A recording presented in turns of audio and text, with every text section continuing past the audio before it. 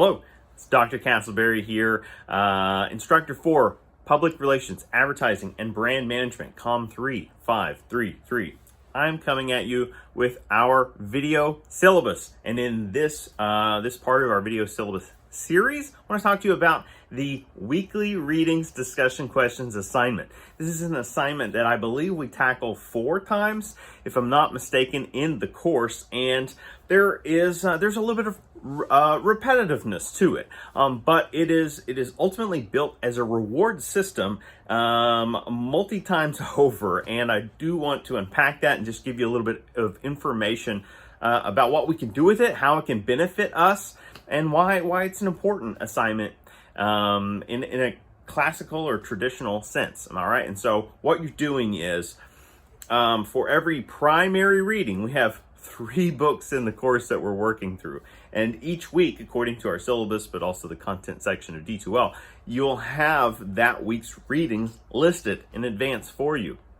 We want to tackle those readings in as timely a manner as possible because the reads chosen for that week speak to the educational goals for that week, all right? So there is always context behind this. We're not randomly assigning readings and things for you.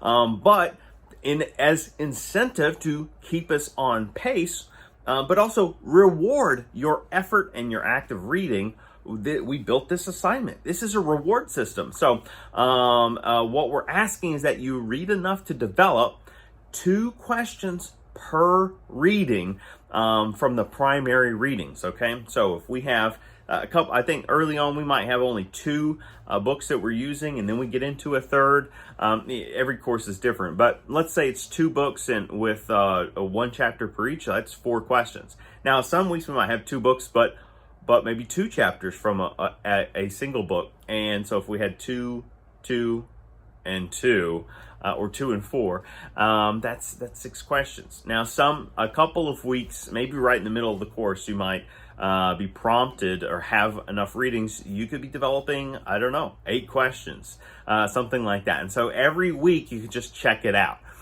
Also, further incentive. Sometimes we have secondary readings or secondary videos. And I'm not talking about instructor videos, things you'll find maybe on the news feed, but sometimes in the content section, right? That's unique to that week. We might have a video that's relevant to course content, or we may have an additional PDF of a reading embedded there. This is an opportunity. You could write 1 additional question for each of those, and it's just a great way to hold yourself accountable. It's a great way to get recognized for your efforts. And let's talk about the back end. Ideally, our goal traditionally has been you all submit these weekly readings discussion questions, and the instructor will review these within 1 to 2 weeks of submission and formulate some responses. And we call this an asynchronous Q&A lecture, right? It's question, it's answer. The students are creating the questions, the instructor providing answer. And you know what this does? This is a healthy way to create a dialogue, but a dialogue that allows us to still live our distinct lives, right? Some of us work during the day. Some of us are only able to do school at nights or weekends, or maybe we're checking in the mornings. I don't know, lunch breaks. And so this is a way where we're still bouncing back and forth and giving each other information. We're feeding each other. Hopefully we're making each other hungry in our knowledge journey. But the weekly readings discussion question facilitates some of that. If we were in a traditional classroom, that's really easy. Every week we could just pass around questions and break into small groups. That's cool. But in this instance, that is how we've traditionally approached it.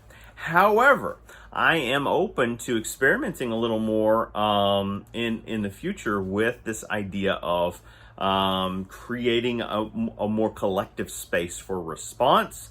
I'll be intrigued to receive your feedback on that topic as we work through content in this course. But that is the ideal purpose behind the weekly readings discussion questions. And hopefully at some point in the course, you'll be able to see some of those recorded responses in the news feed of D2L. Thank you for listening.